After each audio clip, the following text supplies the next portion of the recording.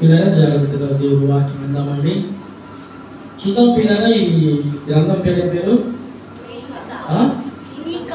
గట్టి చెప్పాలి. మీకా. ఓకేనా? ఈయనెవరు? మీకా అనే వ్యక్తి ప్రవక్త. పిల్లరా గమనించండి, మీరు జాగ్రత్తగా ఆలోచించినట్లయితే పిల్లరా, దేవుడు ఏర్పాటు చేసుకున్న జనాంగముని, దేవుడు పిలుచుకున్న వారిని ఏమండి ఎప్పుడు కూడా విడిచిపెట్టడు అంటానికి వీళ్ళే పిల్లల ఆధారం. అర్థమవుతుందా? దేవుడు నిన్ను నన్ను మనందరినీ కూడా ఆయన పిలుచుకున్నాడు, ఏర్పరచుకున్నాడు, మన కోసము క్రయధనముగా తన ప్రాణాన్ని అర్పించాడు. అటువంటి ఆయన ఎన్నటికీ కూడా విడిచిపెట్టే దేవుడు కాదు. అర్థమైందండి? ఆదాము కాంచి మనం మొదలు పెట్టుకుంటే ఇప్పుడు వరకు కూడా ఏమండి మోషే వారిని పరిపాలించాడు, మోషే నాయకత్వం నడిపించాడు, యెహోషువ నాయకత్వం, వారి తర్వాత సమూయేలు గారు నడిపించాడు, తర్వాత న్యాయాధిపతులు ఏర్పాటు చేశాడు, న్యాయాధిపతులతో నడిపించాడు, తర్వాత పిల్లారా కొంతమంది రాజుల్ని నియమించాడు, తర్వాత ప్రవక్తలు నియమించాడు, ప్రవక్తల ద్వారా వాళ్ళు బలపరుస్తూ దయపరుస్తూ పిల్లారా అన్ని సంగతులు తెలియపరుస్తున్నాడు. పిల్లారా అర్థమైందండి? ఇప్పుడు నీకు మంచి చెప్పేవాడు ఎవరయ్యా అంటే నీ మేలు కోరుకునేవాడు చెబుతాడు మంచి, అవునా కాదా? అర్థమైంది పిల్లారా? ఈరోజు ఒకరికొకరు చెప్పేవాళ్ళు ఎవరు కూడా లేరు పిల్లారా. కానీ మన దేవుడు ఏం చేస్తున్నాడంటే పిల్లారా, నిన్ను నన్ను మనందరూ ఏర్పాటు చేసుకున్న కాంచి తన గ్రంథంలో ఉన్న ప్రతి మాట, తన దాసుల్ని, తన ప్రవక్తల్ని అందరితో కూడా మనకి ఆదరణ కలిగించే మాటలు, ధైర్యపరిచే విధంగా, కుంగిపోతే లేవనెత్తలేదుగా, అలాగా ప్రతి మాట చేత, ప్రతి సేవకుడి చేత ధైర్యపరుస్తున్నవాడు పిల్లారా. అలాగే అండి, చెడిపోతున్నప్పుడు కూడా హెచ్చరిస్తూ ఉంటారు పిల్లారా. అర్థమైంది పిల్లారా? అయితే ఇక్కడ మనం చదువుకున్న ఈ లేఖన భాగంలో మీకా ప్రవక్త ఉన్నాడు పిల్లారా. ఎవరండి? మీకా ప్రవక్త, ఏషియా ప్రవక్త, మీకా ప్రవక్త, యేసయ్య ప్రవక్త, ఎంత ప్రవక్త ఉన్నారు కాబట్టి అలాగని ఈ మీకా ప్రవక్త చేత మాట్లాడిస్తున్నాడు. ఎవరితో మాట్లాడిస్తున్నాడు? తను ఏర్పాటు చేస్తున్న ప్రజలు, మేము మనందరితో మాట్లాడిస్తున్న మాట ఏంటంటే, ఆయన ప్రారంభం రాయబడింది, యెహోవా సెలవిచ్చిన మాట ఆలకించుడి. ఇదంట దేవుడు మాట్లాడుతున్న మాటని మీరు ఆలకించండి. దేవుడు ఇలా సెలవిస్తున్నాడు, ఇలా మాట్లాడుతున్నాడు, నీ గురించి మాట్లాడుతున్నాడు అంటున్నాడు పిల్లారా. ఏమండి నా ప్రియ దేవుని బిడ్డలారా, ఆలోచించేద్దామండి.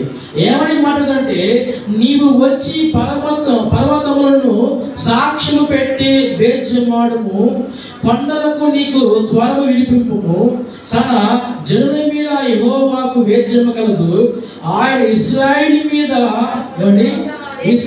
వేద్యమాడుచున్నాడా? నిశ్చలము అయి భూమికి పునాదులుగా ఉన్న పర్వతములారా, యెహోవా వేచి ఆలకించుడి. నా జనులారా, నేను మీకేమి చేసి తిని నేను ఎలాగా ఆయాసపరచుదని అది నాతో చెప్పుడి. ఏమండి దేవుడు అంటున్నాడు అంటే, మిమ్మల్ని ఎప్పుడైనా బాధ పెట్టానా? మిమ్మల్ని ఇప్పుడు తిట్టానా? మిమ్మల్ని ఎప్పుడైనా ఆయాసపరిచానా? ఏదంటే నాతో చెప్పండి. ఇప్పుడు ఏమండి దేవుడు నీకు అపకీర్తి తీసుకురావటము, అవమానపరచడము, లేకపోతే నీకు నష్టం కలిగించడము ఏదైనా ఉంటే నువ్వు నాతో చెప్పు అని దేవుడు మాట్లాడుతున్నాడు పిల్లారా. మీకా ప్రవక్త అంటున్నాడు, దేవుడు అంటున్నాడు, మీరు చెప్పండి, మీ స్వరం ఎత్తి చెప్పండి. దేవుడు అన్యాయం చేశాడా? దేవుడు అంటున్నాడు, మీరు ఐగుప్తులో ఎలా ఉన్నారంట? దాస్యం అనే కాడి కింద ఉన్నారంట. మీరు ఇక్కడ దాస్యము, ఒకరి కింద పనివాడిగా ఉన్నారు. మీరు ఒకరి కింద బానిస బతుకులా ఉన్నారు. తింటానికి తిండి లేకుండా, కట్టుకోవడానికి బట్ట లేకుండా, నానా చిత్రహింసలు పడుతూ, నానా బాధలు పడుతూ, శ్రమలు పడుతూ, ఇబ్బంది పడుతున్నప్పుడు దేవుడు కనికరించి కృప చూపించి ఆ బాధల నుంచి, సమస్యల నుంచి, ఇబ్బందుల నుంచి, వ్యాధుల నుంచి మిమ్మల్ని విడిపించిన దేవుడికి మీరు ఎలా ఉంటున్నారు చెప్పండి. ఏమన్నా నేను మిమ్మల్ని బాధపడిన క్షణం మీద నుంచి చెప్పి నాతో మాట్లాడన్నాడు. చెప్తాను ప్రభువా నన్ను ఇలా బాధ పెట్టావు ప్రభువా, నన్ను ఇలా దుఃఖపరిచావు ప్రభువా చెప్పుదామా? దేవుడు అంటున్నాడు పిల్లలు, ఈ సంవత్సరం అంతటిలో పోయిన జనవరి 1 2023 నుంచి ఈ డిసెంబర్ 21-30 వరకు దేవుని బాధపెట్టే క్షణాలు ఉన్నాయా? లేకపోతే నీవు దేవుని బాధపెట్టే క్షణాలు ఉన్నాయా? ప్రభు అంటున్నాడు. ఇశ్రాయేలు ప్రజలతోటి సూటిగా మాట్లాడుతున్నాడండి. తాను ఏర్పాటు చేసిన ఏ ఒక్కరు కూడా తప్పు చేశారంటే అసలు సహించని పిల్లగా. ఏమండి, ఈరోజు మనం మాట్లాడుతూనే ఉన్నాము, తప్పు జరగకూడదు. ఏమండి, మనము పాపం జరగకూడదు పిల్లగా. ఏమండి, మనం ఎంతగా పాపం గురించి ఫోకస్ చేస్తున్నాం, పాపం అంత ఫోకస్ అయిపోతుంది పిల్లలు, పెద్దగా పెరిగిపోతుందండి. దేవుడు మనల్ని ఎందుకు ఏర్పాటు చేస్తున్నాడంటే పాపము మనల్ని భక్షించకుండా, పాపం మనల్ని తినివేయకుండా, పాపం మనల్ని నరకలో పడివేయకుండానే మనము దేవుడి చెంతలో ఉండటానికి దేవుడు మనల్ని ఏర్పాటు చేస్తున్నాడు. కానీ దేవుడు పక్షంలో ఉంటూ మనం పాపం చేస్తున్నట్లయితే పిల్లారా, ఏమంటే దేవుడు కోపం రాదా? కోపం రాదా పిల్లారా? ఖచ్చితంగా వస్తుంది పిల్లారా, ఖచ్చితంగా వస్తుంది. అందుకే ఇక్కడ మన కింద ఈ వచనం చదువుకున్నావు, నువ్వు విత్తినను తోయలేవు నీవు. అదే పిల్లారా, నువ్వు ఏం చేసినా తింటావు కానీ తృప్తి ఉండదు.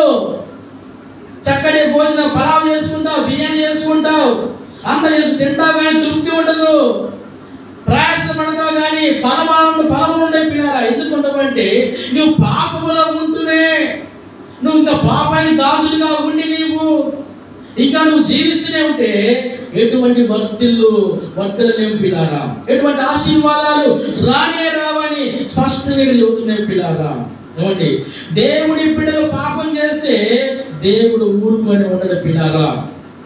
ఏమండి, అర్థం చేసుకోండి. బైబిల్లో చాలా మంది ఉన్నారు పిల్లారా, బైబిల్లో దేవుడు చెంత ఉంటూనే దేవుడికి వ్యతిరేకంగా జీవించారు పిల్లారా. వారందరూ కూడా దేవుడు ఏం చేశాడంటే మొత్తాడండి. మొత్తడం అంటే ఏంటంటే అంతే పిల్లారా. ఇక్కడ రాయబడింది 11వ చదువుదాం పిల్లారా. 11వ రాయబడింది 13వ. కాబట్టి నీవు బాగుపడకుండా నేను నీ పాపములను బట్టి నిన్ను పాడు చేసి మొత్తెదను. అమ్మా, దేవుడు మాట్లాడుతున్న మాట అండి, నేను నీ పాపములను బట్టి నిన్ను పాడు చేస్తానంటున్నాడు దేవుడు. చూడండి, ప్రతి మనిషిని పాడు చేసేది పాపం అయితే ఆ పాపాన్ని విడిచిపెట్టబోతే దేవుడు ఏం చేస్తాడు? దేవుడు కూడా పాడు చేస్తాడు. అర్థమైందండి? ఈరోజు పాపం ఒక ప్యాషన్ అయిపోయిందండి. పాపం చేయటం ఒక స్టైల్ అయిపోయింది పిల్లారా. దేవుని ఉగ్రత నుంచి తప్పించుకోలేదు నా పేరు దేవుని పిల్లారా. ఇంకా నీవు పాపములను జీవిస్తున్నట్లయితే, నువ్వు పాపానికి నువ్వు దాసోడిగా, నువ్వు దాసిగా ఉన్నట్లయితే పిల్లారా, అది నిన్ను భక్షిస్తుంది. దాంతో పాటు దేవుడు కూడా ఏం చేస్తాడంటే పిల్లారా, పాడు చేస్తాడు పిల్లారా. ఏమండి, నువ్వు పాడైపోవడానికి దేవుడు ఏర్పాటు చేస్తున్నాడా? నువ్వు నశించబడానికి దేవుడు ఏర్పాటు చేస్తున్నాడా? కాదు నా పేరు దేవుని పిల్లారా. ఇక్కడ మీకా ప్రవక్త ద్వారా హెచ్చరిక చేస్తున్నాడు ఇశ్రాయేలు ప్రజలకి, ఇంకా మీరు కానీ మీ పాపాన్ని విడిచిపెట్టకపోతే దేవుడు మిమ్మల్ని పొందుతాడు. వీళ్ళందరూ ప్రవక్తలు చాలా మంది పిల్లారా. వీళ్ళందరూ ప్రవక్తలు చేత ఇశ్రాయేలు ప్రజలు అప్పుడప్పుడు తనిఖీ చేస్తూనే ఉన్నాడు పిల్లలు. అయినా కానీ వారు మాట విన్నప్పుడు ఒకలా ఉంటారు, విన్న తర్వాత ఒకలాగుంటారు పిల్లలు. ప్రవక్త వచ్చి చెప్పినప్పుడు పశ్చాత్తాపడతారు, విడిచిపెడతారు, బాగానే ఉన్నది. తర్వాత కొంతకాలం అయిపోయిన తర్వాత మరలా వారి బుద్ధి మారిపోతుంది, వారి క్రియ మారిపోతుంది, వారి ఆలోచన మారిపోతుంది పిల్లారా. ఏమండి, ఈరోజు మన జీవితాన్ని కూడా ఇశ్రాయేలు ప్రజల్లాగా పిల్లలు. వాక్యం విన్నప్పుడు ఎంతో బాగుంటుంది పిల్లారా. వాక్యం విన్నప్పుడు సరి చేసుకుంటాము, మరలా పాత జీవితం అండి. ఈరోజు నైట్ ఉంటుంది పిల్లారా. ఏముంటది? అన్ని విడిచిపెట్టుకోవటము. కొత్తది మళ్ళీ. ఏమండి, కొత్త ఇప్పుడు రేపు కొత్త రోజే కొత్త. తర్వాత మళ్ళా అయ్యో నేను నిబంధన చేస్తున్నాను కదా, నేను దేవుని యొక్క నేను ఒక వాగ్దానం తీసుకోవాలి, ప్రామిస్ చేశాను కదా, ఈ ప్రామిస్ కట్టుబడి ఉండాలి కదా అని ఆలోచన ఉందా పిల్లారా? ఏమండి, ఎన్ని జనవరి 1 వచ్చిపోయి ఉంటాయి. ఇన్ని జనవరి 1 ఏదో ఒకటైనా మార్పులు చూపించండి. మన జీవితంలో దాదాపు ఇప్పుడు నేను రక్షణ పొంది కాంచి అయితే ఒక 10-15 సంవత్సరాలు ఏంటి పిల్లకు. ఈ 10 సంవత్సరాల్లో 10 నిర్ణయాన్ని తీసుకుంటే ఆ 10 నా దగ్గర కనపడకూడదు ఇంకా అసలు. ఒక్కడ చాలు పిల్లారా. 31st రోజు మనం చేస్తాం, ప్రభా ఇక నుంచి ప్రభా నేను ఎలాగ ఉండాలి ప్రభా అంటావు. దాన్ని మర్చిపోవడం అది ఉంటుందా మళ్ళీ?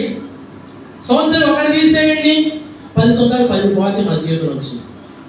కానీ మనం ఎన్నో చేస్తాం ప్రామిసులు. నేను ఇలా ఉన్న ప్రభా, నేను మందు తాగిన ప్రభా, నేను సినిమాలు చూడిన ప్రభా, నేను సెల్ ఫోన్ పట్టుకున్న ప్రభా, ఏమండి ఇక్కడ నేను గేమ్లు ఆడిన ప్రభా, తర్వాత ఇలా ఉన్న ప్రభా అని ఎన్నో ప్రామిసులు చేసి మనము మళ్ళా ఏమండి మరి దాని కాడికి వెళ్ళిపోతాం. పిల్లలు ఏమైపోతుంది ప్రామిస్? ఏమండి ఏమైపోతుంది? పిల్లలు తొలగిపోతున్నామండి. పాపము చాలా పవర్ఫుల్ పిల్లల. అదేనండి, పాపాన్ని జయించాలంటే అది సాధారణమైన విషయం కాదు. అది దేవునితో సాధ్యమవుతుందండి, దేవుని వాక్యంతో సాధ్యమవుతుంది, ఈ ప్రార్థనతో సాధ్యమవుతుంది. దేవుడే తొలగించాలి. నీ అంతటి నువ్వు ఎప్పుడు తొలగించుకునే లేవు పిల్లలు. ఇక్కడ అంటున్నాడు పిల్లలా, ఏమనంటే మీకా ప్రవక్త అంటున్నాడు, ఇంకా మీరు కాబట్టి నీవు బాగుపడకుండా నేను నీ పాపముల బట్టి నిన్ను పాడు చేసి వదిలేను. మనం పాపం విడిచిపెట్టకపోతే, పాపాన్ని వదిలేకపోతే, ఏమండి పాపం ఏమి ఇష్టం పులుసుకో 6వ వచనం రాయబడింది పిల్లారా. 6వ వచనం రాయబడింది, చదువుకున్నాము. ఏమి తీసుకుని వచ్చి నేను యెహోవాను దర్శింతును, ఏమి తీసుకుని వచ్చి మహోన్నతుడైన దేవుడి సన్నిధిని నమస్కారం చేతును, దహన బలులునా ఏడాది గుడలునా అర్పిస్తున్నా, వేల కొలది పొట్టేలునా, వేలాది నదులాంటి విస్తారమైన తైలమునా. ఏమిటి దేవుడు సంతోషపడతాడమ్మా? అయ్యా ఏమి ఇస్తే దేవుడు సంతోషపడతాడంటే, నువ్వు ఏమి ఇచ్చినా కూడా దేవుడు సంతోషపడే పడండి. ఏం కావాలంట? నీ హృదయంలోంచి మొట్టమొదటిగా పాపం బయటికి వెళ్ళిపోవాలి పిల్లారా. ఈరోజు పాపం అంటే ఏదో అనుకుంటారు పిల్లలు, ఏమీ లేదండి. చిన్న చిన్న అబద్ధాలు, ఏమండి చిన్న చిన్న అబద్ధాలు చిన్న చిన్నగా ఉన్నాయి. ప్రతిదన్నీ కూడా వాక్యముకి వ్యతిరేకమైన ప్రతిది కూడా పాపమే పిల్లారా. ఆజ్ఞ అతిక్రమమే పాపం అండి. ఈ పాపం మనిషి ఏం చేస్తుందంటే పతనం చేస్తుంది పిల్లారా. మనిషిని ఆధ్యాత్మికంగా ఎదగకుండా చేస్తుంది, ఆలోచింప చేయొద్దు. నిజంగా మన భవిష్యత్తుని, మన పరుగు దేని కొరకు, మన గురి దేని కొరకు అని దాన్ని మొత్తం మరుగు చేసి మన కళ్ళకి అంధత్వాన్ని కలగజేస్తుంది పిల్లారా. పిల్లారా, మనం ఎటువైపు వెళ్తున్నాం ఆలోచన చేయాలండి. మన హృదయాల్లో పాపం ఉంచుకొని దేవుని ఆరాధిస్తే మాత్రం ఖచ్చితంగా దేవుడు మనం నచ్చడు పిల్లారా.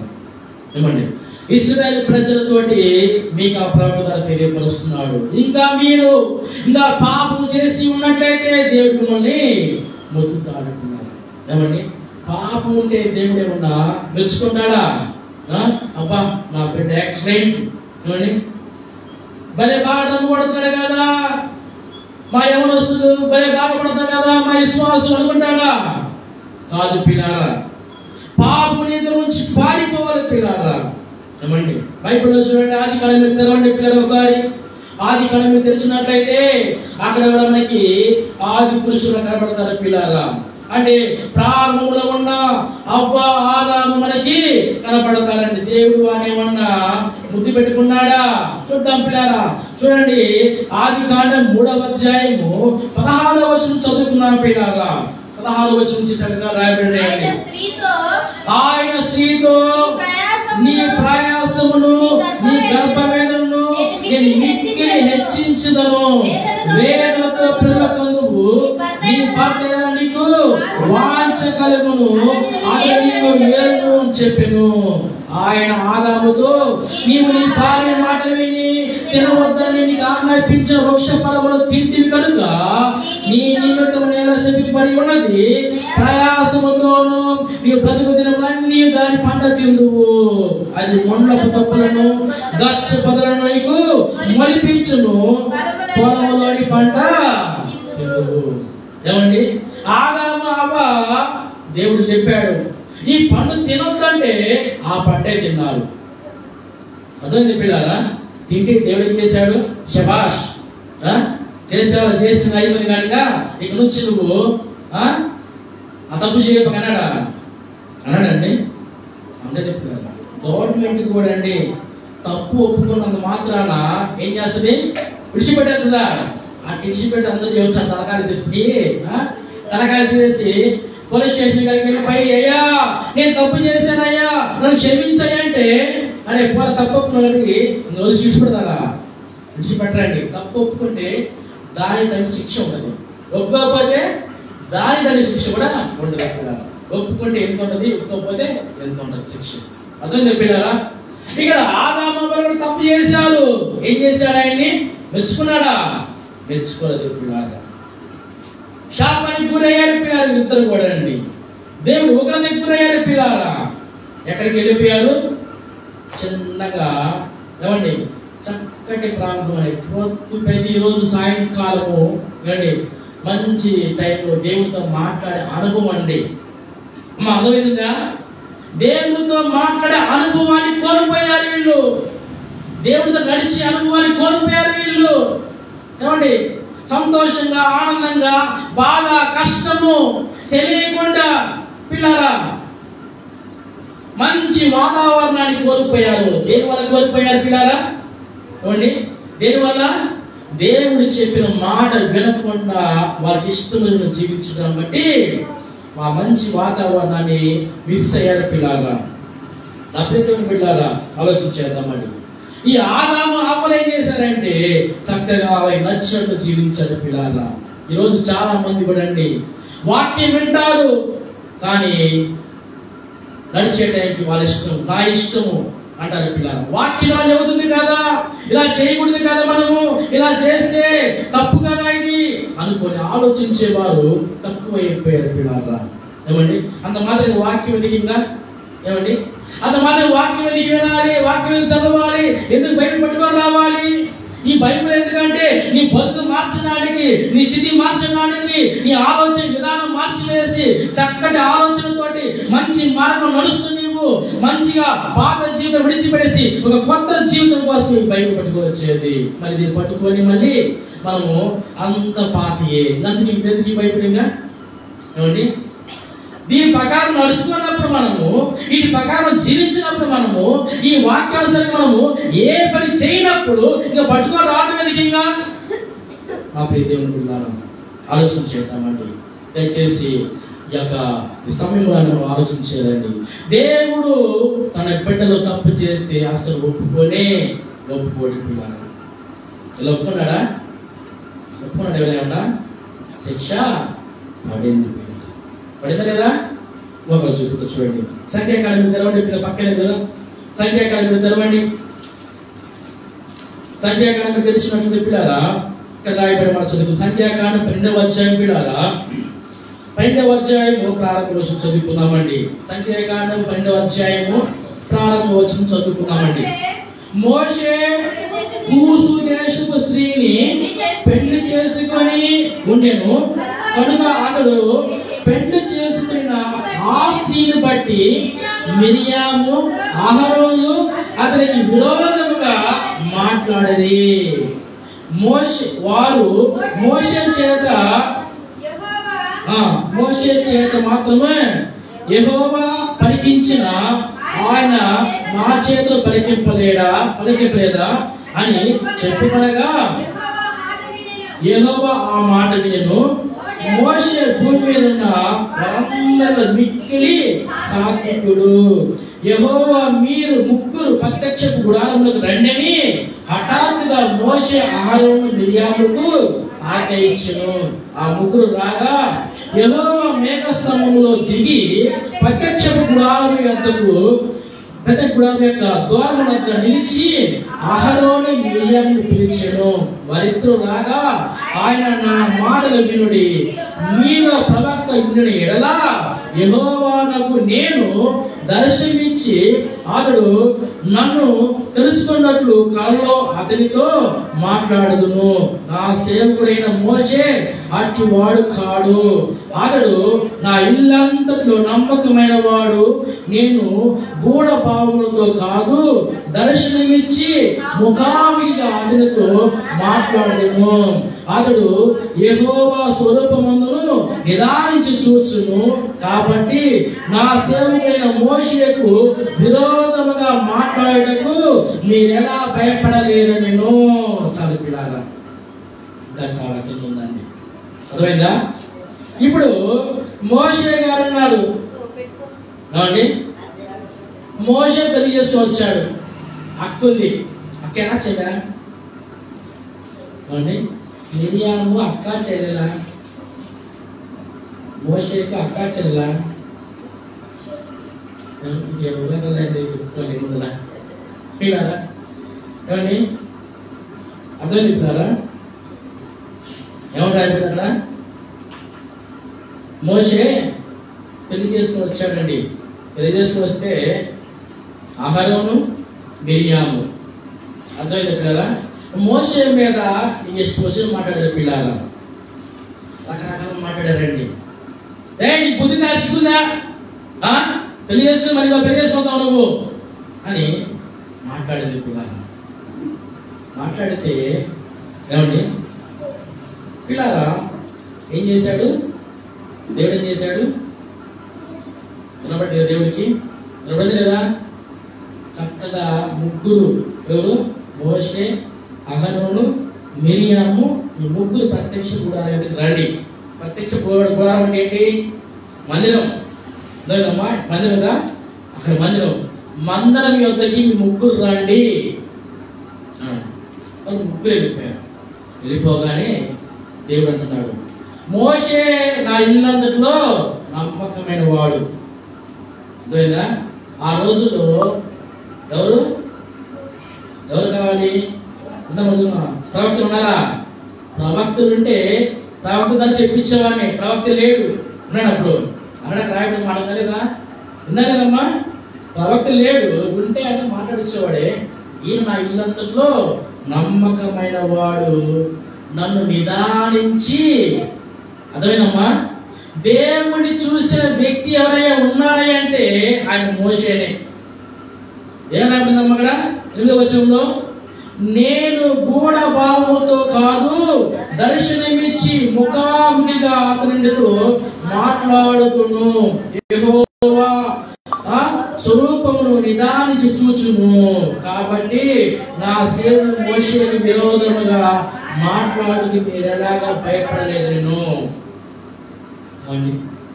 మోషేకు దేవుడు తోడుగా ఉండి ఇశ్రాయేలు ప్రజలని ఆ బానిసంఖ్య నుంచి విడిపించి తీసుకువచ్చి ఇన్ని అద్భుతాలు చేశాడని దేవుడు. ఏమండి? ఎర్ర సముద్రం 2 పాయలు చీలిపోయి ఆరిన నేల మీద నడిపించాడు దేవుడు. ఇంత జరుగుతున్నప్పుడు, దేవుడు తన పక్షం నుండి ఇన్ని కార్యాలు చేస్తున్నప్పుడు దేవుడు తెలియదా మోషే పెళ్లి చేసుకొచ్చే సంగతి? ఏమండి? లేకపోతే దేవుడికి వ్యతిరేకంగా చేసుకుని వచ్చాడు ఆయన ఏమన్నా?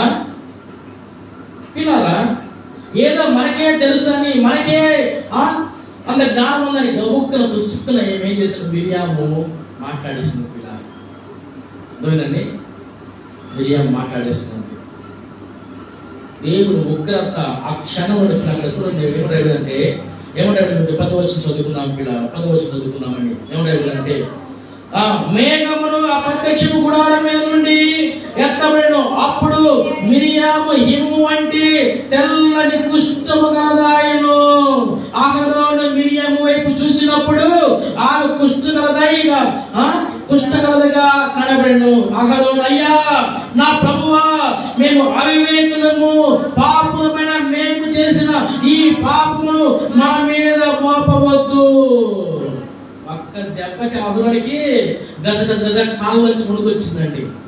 అర్థమైందా పిల్లరా? తన సేవకుడి మీద పుట్టిగా అన్యాయంగా మాట్లాడారు పిల్లరా. ఏమండి? తప్పు జరిగిందంటే దేవుడు క్షమించే దేవుడు కాదు పిల్లలు. అర్థమైందండి?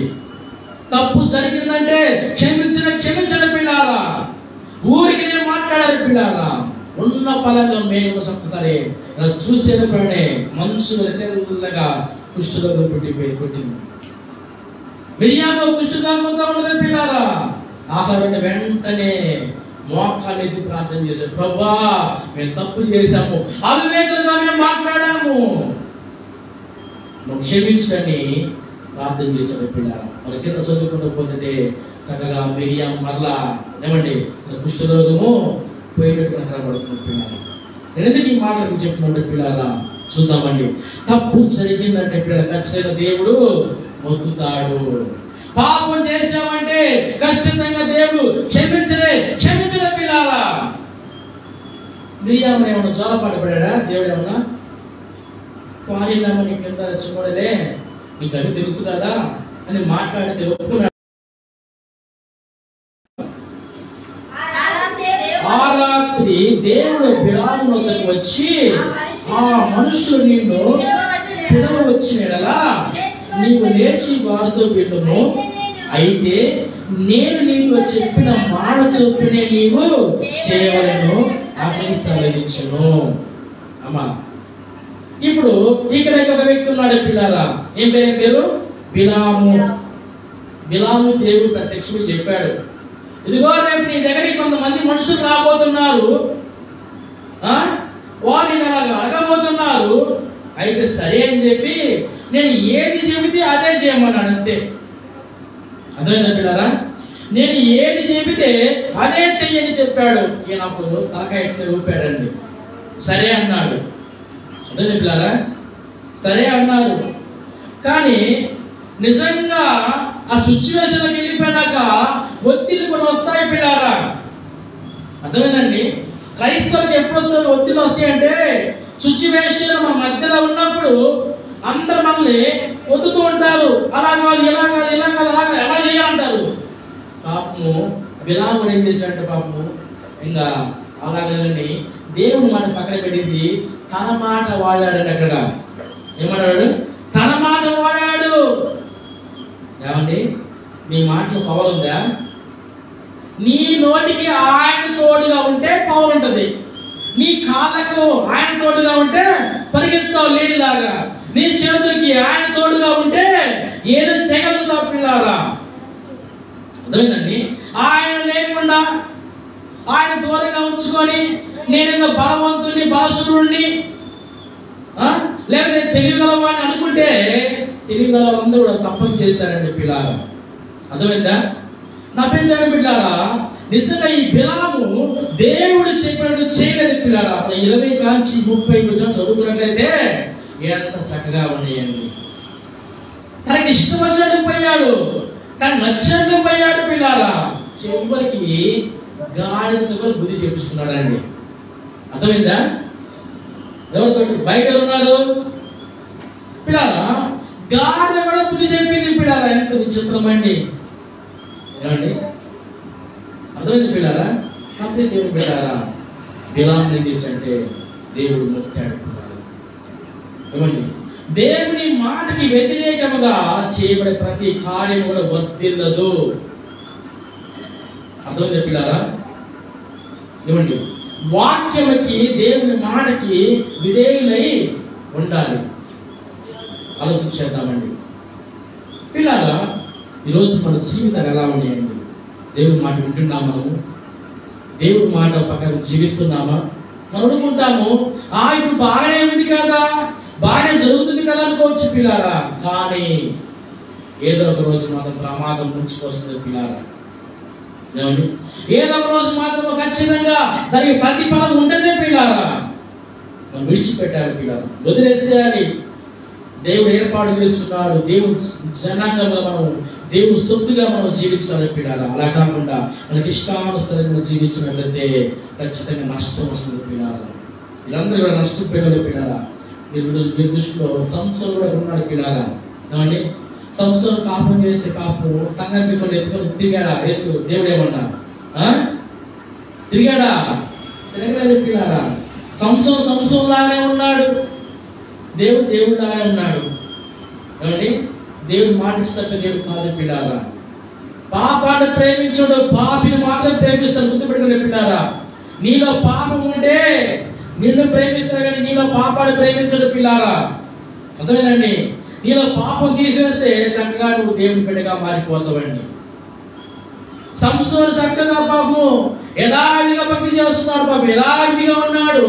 పాపం ఆయన అనుకున్నాడు నాకు కూడా దేవుడు తోడుగా ఉన్నాడు అనుకున్నాడు, కానీ దేవుడు తోడుగా లేడు పిల్లారా. అర్థమైందండి? ఆయన్ని కూడా మొత్తాడు. ఏమైపోయాడు? కళ్ళు రెండు పెరిగివేయబడి గుడ్డివాడిగా మార్చబడి గాను తిప్పుకుంటున్నాడు పిల్లారా.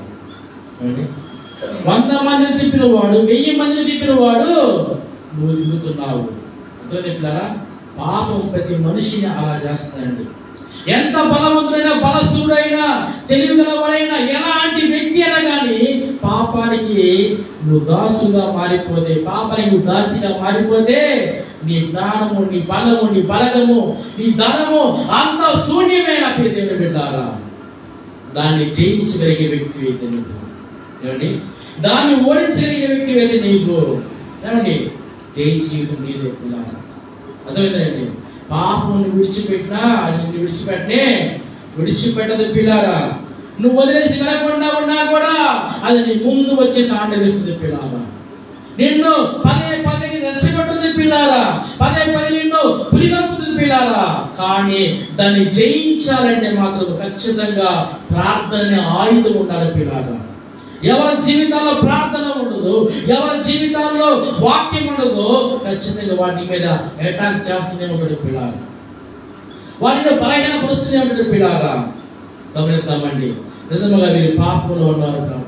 గ్యాసీ ఉన్నాడు, బైబిల్లో గ్యాసీ ఉన్నాడు కదా, పాప ఆయన పరుగులు తీశాడు. ఆయన ఏం చేశాడు? పైకి పరిగెత్తగా నిదానం ఉండలేక ఏదో జరిగిపోయి ఉన్నాడా? జరిగింది లేక వెనక రుచి సరిగా ఉన్నానన్నాడా? లేదు పిల్లారా. గ్యాసీని కూడా మొత్తం ఏమైంది? పాపం పిల్లారా. పాపం గ్యాసీ పక్షన ప్రార్థన చేసేవాళ్ళు లేరండి. మిరియాము కాబట్టి, మిరియాము అన్న అందరు కాబట్టి అయ్యో ఇది అన్నం పెడతాయ్యా, మమ్మల్ని కాపాడయ్యా, మమ్మల్ని తెలిసింది లేక అవివేకం అయ్యా అని అన్నారు కాబట్టి ఇది కృపతోటి లేదు, ఆమె వచ్చింది విడుదల. ఏమండి? గ్యాసీ చేశాడు, తప్పు చేశాడు. ఏ హోదాను తప్పు చేశాడు? సేవకుడు పక్కన ఉండి, మందిరంలో ఉండి తప్పు చేశాడు. క్షమించాడా? కాంతపడు తన వారి మొత్తానికి ఫ్రీగా ఇచ్చాడు. ఇప్పుడు ఫ్రీ ఇస్తారు కదా, అంత ఫ్రీ. ఇప్పుడు వాడికి కొంటే ఫ్రీ, ఊరికే రావు ఫ్రీ పిల్లారా. ఏమండి? అర్థమైంది పిల్లారా? నిజంగా వీళ్ళు ఉన్నారు. మనం చెప్పుకున్న బైబిల్ చాలా మంది అననీయ సఫీరాలు ఉన్నారు. తప్పు చేస్తే ఏం చేశామని? ఇది పాత నిబంధన కదా పాస్ గారు. కొత్త నిబంధనలు ఏమన్నా ప్రేమించాడా అని? కొత్త నిబంధనలు అననీయ సఫీరాలు ఉన్నారు. వారు తప్పు చేశారు, పరిశుద్ధాత్మకు వ్యతిరేకంగా పాపం చేశారు. ఏమైపోయారు? వీళ్ళకన్నా కుష్ఠరోగం వచ్చింది. అవునా కదా? అవునా కదండి? వీళ్ళకన్నా కుష్ఠరోగం వచ్చింది పిల్లారా. ఏదో నా ఊరు అంటున్నారు, మిరియా కుష్ఠరోగం అయితే 1 రోజు పోయి ఊరు బయట ఉంది. ఊరు బయట ఉంటే 1 రోజు తర్వాత రామ్మా ఆగు, నువ్వు మాట్లాడిన మాటలకి 1 రోజు అలా ఉంటేనే నీకు బుద్ధి వస్తుందని చెప్పేసి 1 రోజు బయట ఉంచాడు. వెంటనే జరగదండి, అది నేను చదువుకుంటుంది. ఎండగల 1 రోజు ఉంచిన తర్వాత మళ్ళీ ఊళ్ళోకి వచ్చింది పిల్లారా. అన్నయ్య సఫీరాలకి ఏం జరిగింది?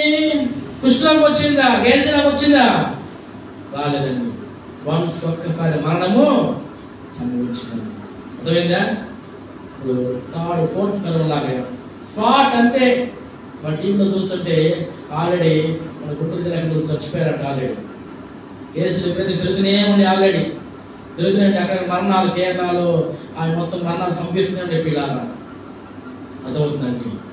దేవుడు బిడలమైన మనము ఎప్పుడు పాపం చేయకూడదు. పాపం విడిచిపెట్టాలని గ్యాసీ కూడా వచ్చింది. గ్యాసీ సత్తుకో ప్రవక్త చెప్పాడలేదమ్మా. యెషయా గ్రంథం ఒకసారి యెషయా గ్రంథం తెలిసినట్లయితే మనకు మాట రాయబడింది పిల్లలు. యెషయా గ్రంథము 38వ అధ్యాయం తెరవండి పిల్లరా.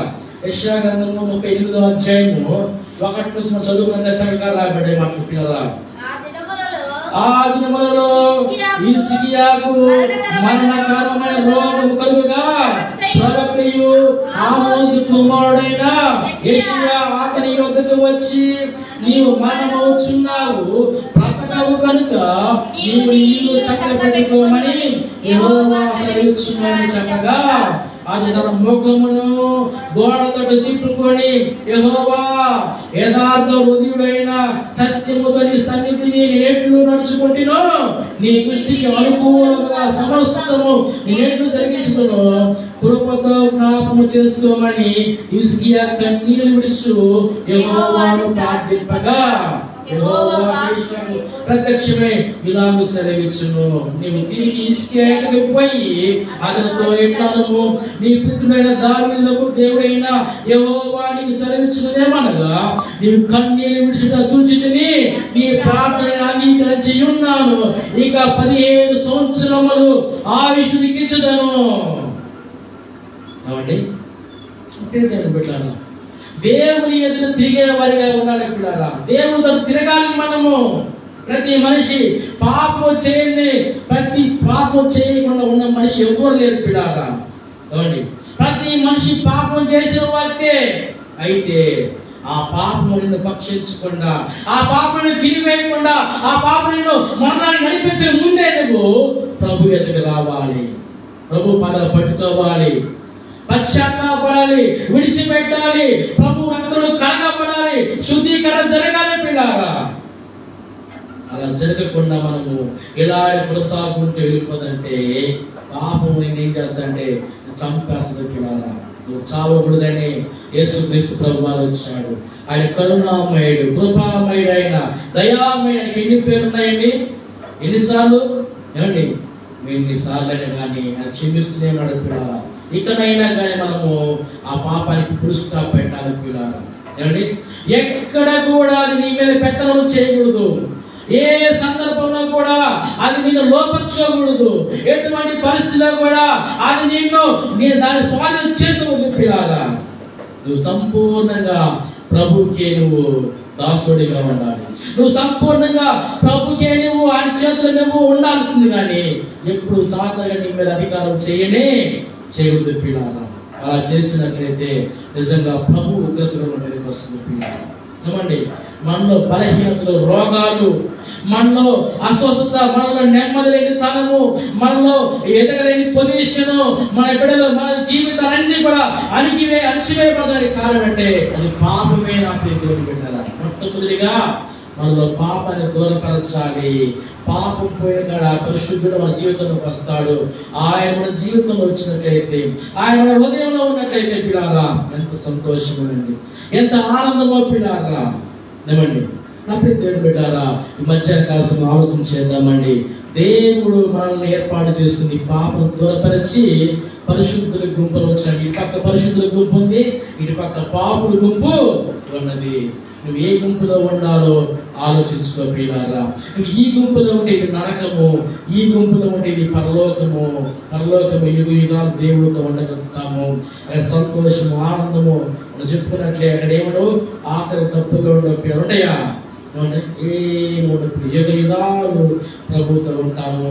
ఇది మాత్రము కొంతకాలం అండి, అల్పకాల పాప భోగం అంట. ఆ భోగం కొంతకాలం తర్వాత అంతా కూడా శ్రమలు, ఇబ్బందులు ఆపే దేవుడు. దయచేసి గమనిద్దామండి.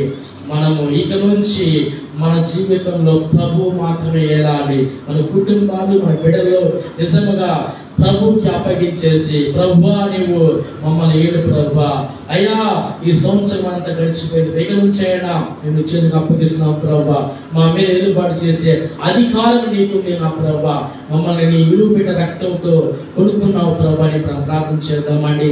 అందరూ తల ప్రార్థన చేద్దాం. కొద్ది నిమిషాలు